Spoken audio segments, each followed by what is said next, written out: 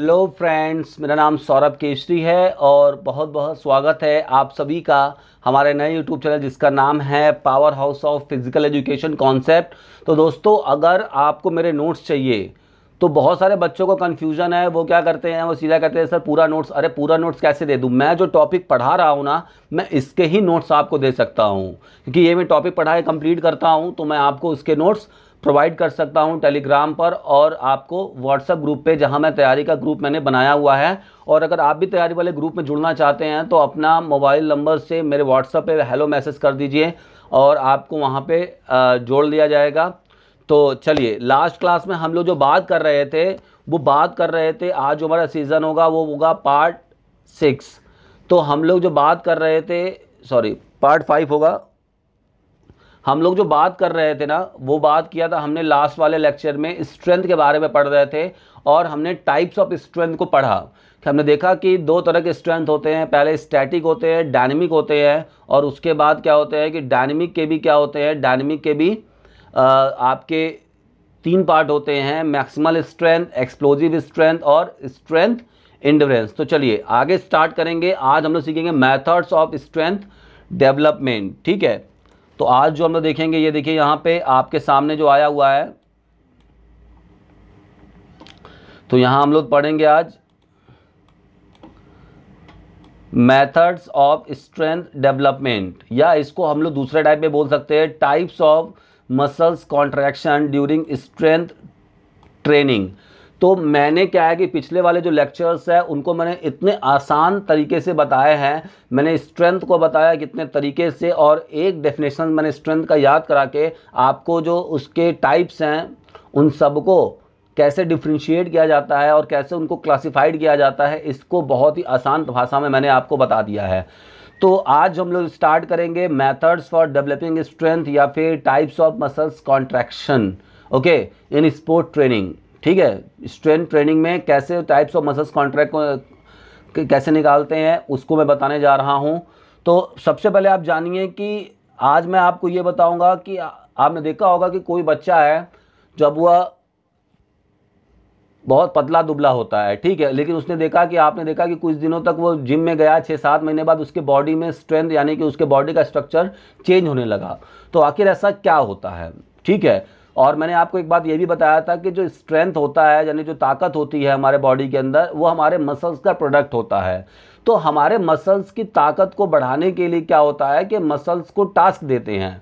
तो जैसे ही मसल्स को टास्क देते हैं, अब वो टास्क मसल्स को कैसे मिलता है? वो टास्क मसल्स को मिलता है वेट देने से, क्योंकि जैसे ही हम मसल्स पर वेट देते हैं ना, तो मसल्स के अंदर मसल्स कॉन्ट्रैक्ट होने लगते हैं, यानी मसल्स के अंदर टेंशन क्या होता है, क्रिएट होने लगता है।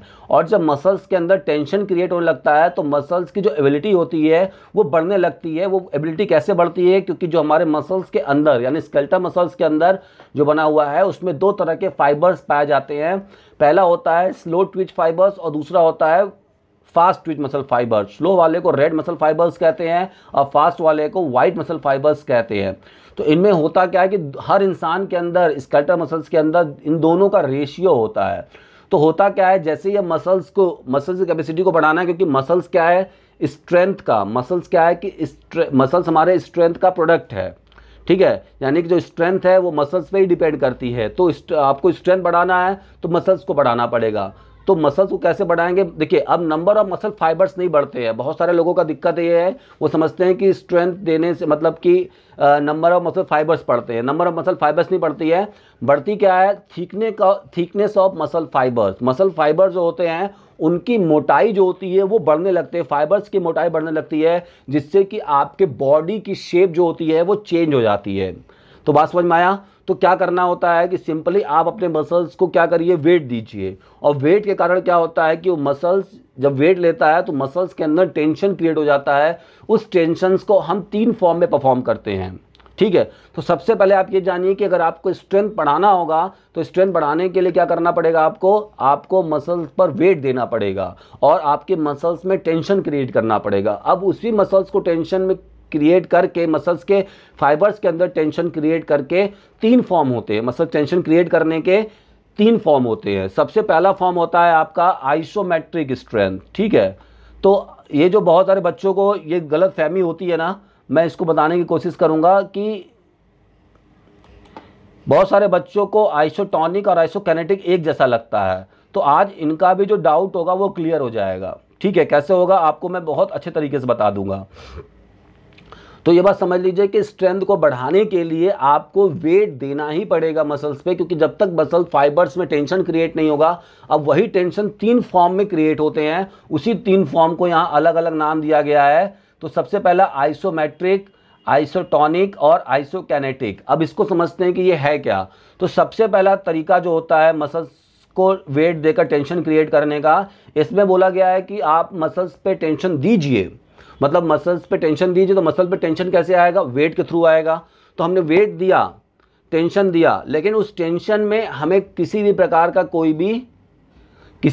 का मोशन नहीं करना। तो पहले टाइप का जो आपका तरीका है ना मसल्स कॉन्ट्रैक्ट कराने का और मसल में टेंशन देने पर, यानी कि वेट दीजिए, लेकिन वेट देने के बाद मसल्स से कोई मोशन मत कराइए। ठीक है, तो भी एक तरीके से आपके मसल्स पर, क्योंकि आप मेंशन नहीं कराएंगे, वेट दे दिए हैं, तो भी तो आपके मसल्स फाइबर्स में टेंशन क्रिएट हो रहा है। तो ये भी एक तरीका है जिससे कि आपकी मसल्स की स्ट्रेंथ और मसल फाइबर्स की थिकनेस को बढ़ाया जा सकता है और मसल्स को स्ट्रेंथ को डेवलप किया जा सकता है। और दूसरा तरीका होता है आइसोटोनिक। इसने बोला है कि आप मसल्स पे स्ट्रेंथ दीजिए और उसको मोशन भी कराइए।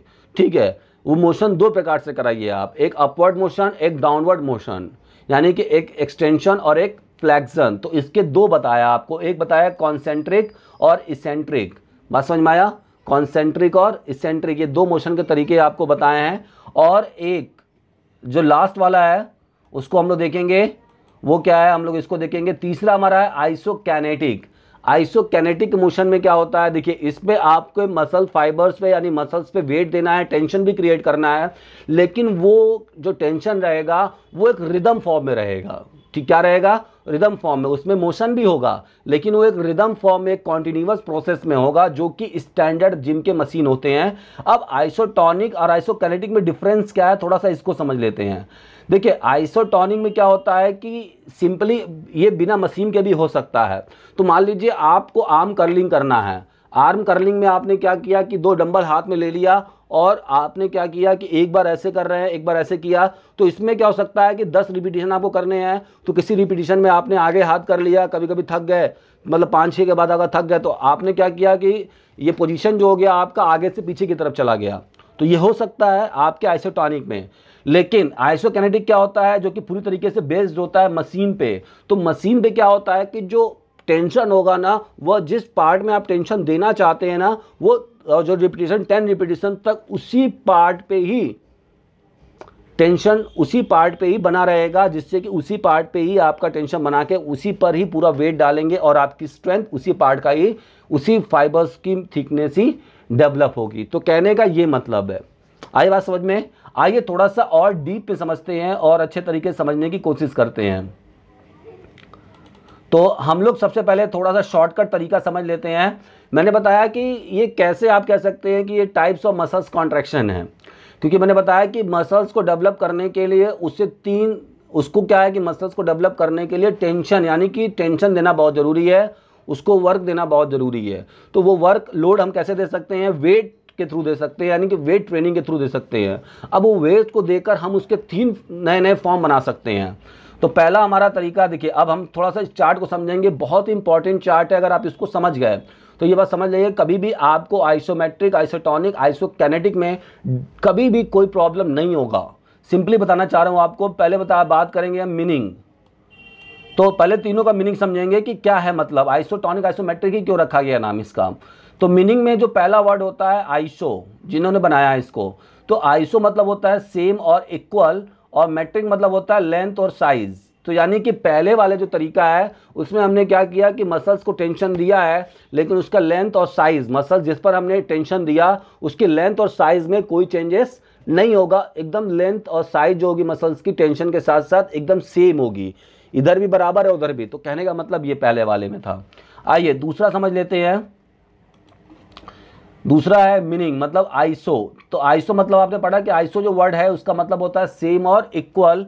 और जो दूसरा यहाँ पे टॉनिक वर्ड है, जिससे दूसरा ये फॉर्म है आपके मसल्स कॉन्ट्रैक्शन का, टोन्स ऑफ मसल।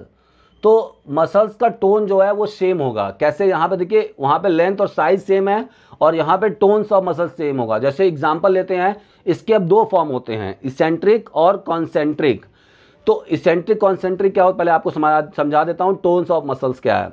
देखिए, जब हम इसमें क्या करना है कि आपके मसल्स पे टेंशन देना है और मोशन के साथ देना है, तो हम दो तरह के मोशंस कर सकते हैं, एक अपवर्ड और दूसरा डाउनवर्ड।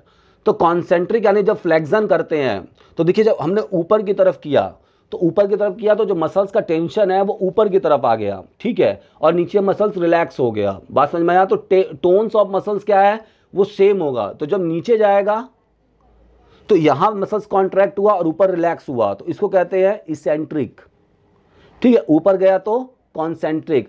अब इसको याद कैसे रखना है, आप हमेशा भूल जाएंगे कि ऊपर और डाउनवर्ड नीचे कब क्या है।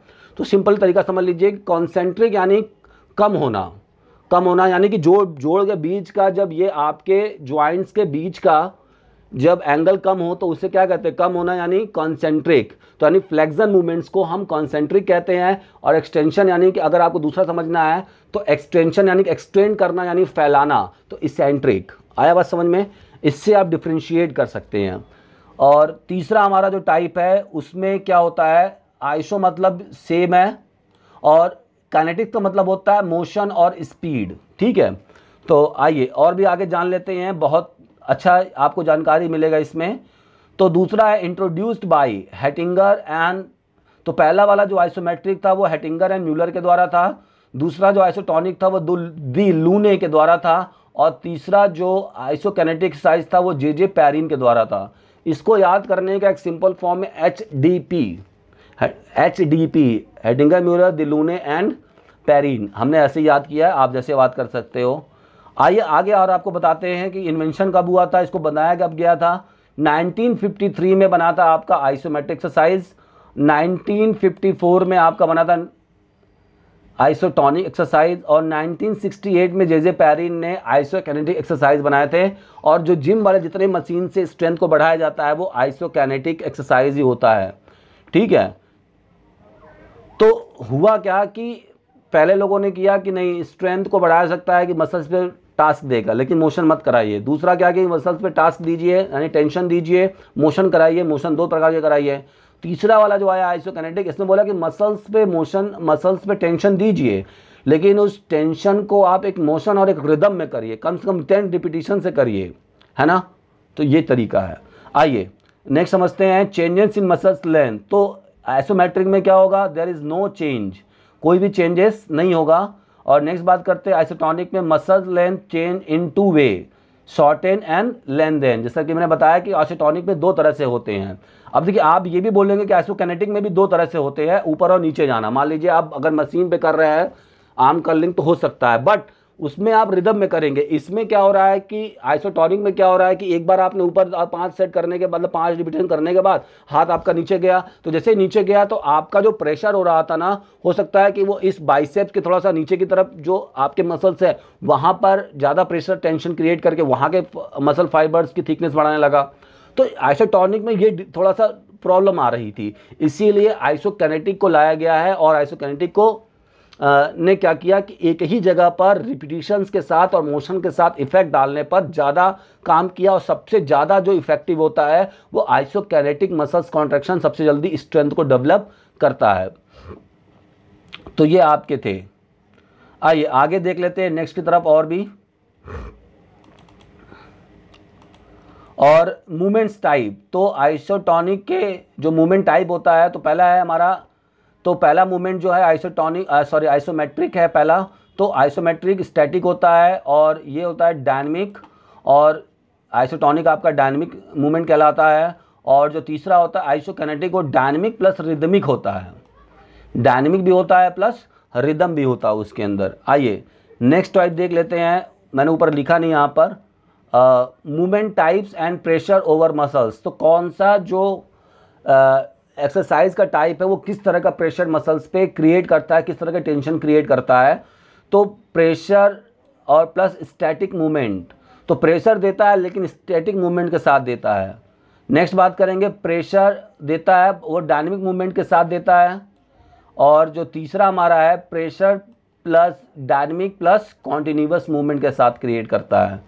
तो ये आप देख लीजिए, बहुत अच्छा तरीका है। और अगर आप इस चार्ट को समझ गए, इस तरीके को समझ गए, तो कब यकीन मांगा चलिए आइसोमेट्रिक, आइसोटोनिक, आइसोकिनेटिक में कभी भी आपको डिफरेंशिएट करने में दिक्कत नहीं होगी। क्योंकि मैंने बहुत सारे बच्चों को देखा है, उनको दिक्कत होती है आइसोटोनिक आइसोकिनेटिक में, जब वो डिफरेंस करते हैं तो उसको नहीं बता पाते हैं। कुछ गेम्स के एग्जांपल लेते हैं कि किस खेल में किस तरह का यूज़ होता है, ठीक है। तो कॉम्बेटिव स्पोर्ट जो पावर वाले गेम्स होते हैं, रिलेटेड गेम्स जैसे like wrestling, judo, gymnastic, kabaddi, weight lifting, इनमें यूज होता है। जो ज़्यादातर कौन सा यूज़ होता है, आइसोमेट्रिक वेट ट्रेनिंग यूज़ होता है। नेक्स्ट है used in skill related games like volleyball, kho kho, इन सब में यूज़ होता है कौन सा, इन सब में यूज़ होता है आपका आइसोटोनिक स्ट्रेंथ। और तीसरा है used in both power and skill related games. तो हर तरह के गेम्स में जो मशीन वाले एक्सरसाइज है वो आइसोकिनेटिक होते हैं। एग्जाम्पल ऑफ दीज, तो प्रेसिंग द वॉल, इसके एग्जाम्पल कौन से आइसोमेट्रिक के जो एग्जाम्पल होते हैं, pressing the wall, holding weight in static position, कोई भी 2 बाल्टी पानी लेकर खड़े हो गए वो भी हो सकता है। तो ये आपके आइसोमेट्रिक के बहुत अच्छा एग्जाम्पल है। नेक्स्ट बात कर लेते हैं आर्म कर्लिंग, आर्म कर्लिंग और स्क्वाट। तो आर्म कर्लिंग और स्क्वाट किसके अच्छे एग्जाम्पल होते हैं, आइसोटोनिक के अच्छे एग्जाम्पल है, ठीक है, क्योंकि उसमें 2 मूवमेंट होंगे, इसेंट्रिक और कॉन्सेंट्रिक। आगे बात करते हैं रोविंग और वाटर स्पोर्ट्स जो है वो सबसे अच्छे एग्जाम्पल किसके हैं, किस खेल के एग्जाम्पल है, किस ट्रेनिंग मेथड्स के एग्जाम्पल है स्ट्रेंथ बढ़ाने के, वो आइसोकिनेटिक के, क्योंकि उसमें कॉन्टिन्यूस प्रोसेस है। रोविंग में क्या होता है कि ताकत भी लग रहा है, आपका स्टेमिना भी लग रहा है, तो वो स्ट्रेंथ इंड्योरेंस भी है, लेकिन इसको हम आइसोकिनेटिक कह सकते हैं, ठीक है। नेक्स्ट है प्रोहिबिटेड फॉर, किसके लिए प्रतिबंधित होता है, रिकमेंडेड फॉर हार्ट पेशेंट और कार्डियक डिजीज। तो प्रोहिबिटेड किसको है, तो इनको यहाँ रिकमेंडेड नहीं होगा, यहाँ पे प्रोहिबिटेड फॉर हार्ट पेशेंट और कार्डियक पेशेंट को ये एक्सरसाइज जो है नहीं करना चाहिए। May cause injury, isotonic injury, isotonic exercise muscles contraction से इंजरी हो सकती है अगर आप मूवमेंट बहुत तेज करते हो तो, ठीक है। और तीसरा है कि many chances cause injury when warm up not done, अगर आपने प्रॉपर वार्म अप नहीं किया आइसोकिनेटिक एक्सरसाइज करने से पहले तो आपको इंजरी हो सकती है। एक मैंने यहाँ पे लास्ट पॉइंट छोड़ दिया था, आपको ये बताना चाहूँगा टाइप्स। तो आपके जो आइसोमेट्रिक है उसके कोई भी टाइप्स नहीं होते हैं, और जो आपका आइसोटोनिक होता है, आइसोटोनिक एक्सरसाइज होते हैं उसके 2 होते हैं, कॉन्सेंट्रिक यानी कि मसल जब शॉर्ट होता है तो उसे कॉन्सेंट्रिक कहते हैं, इसेंट्रिक यानी मसल्स की जब लेंथ बढ़ती है एक्सरसाइज के दौरान तो उसे हम इसेंट्रिक कहते हैं। और तीसरे टाइप जो आती है आइसोकिनेटिक का भी कोई टाइप नहीं होता है। तो ये था आपका मसल्स कॉन्ट्रैक्शन, या फिर आप कह सकते हैं स्ट्रेंथ डेवलपिंग मेथड्स या types of muscles contraction with weight training. Okay, इसके बाद हम बात करेंगे एक और होता है जिसे हम कहते हैं पिरामिड ट्रेनिंग। तो पिरामिड ट्रेनिंग को हम आगे बताएंगे, और एक बहुत ही अच्छा मैं आपको लेकर आने वाला हूँ। चलिए मिलते हैं नेक्स्ट वीडियो में, और बहुत मज़ा आने वाला है, बने रहिए मेरे साथ। किसी भी तरह का कोई डाउट्स हो तो आप डायरेक्ट क्लियर कर सकते हैं। Thank you very much.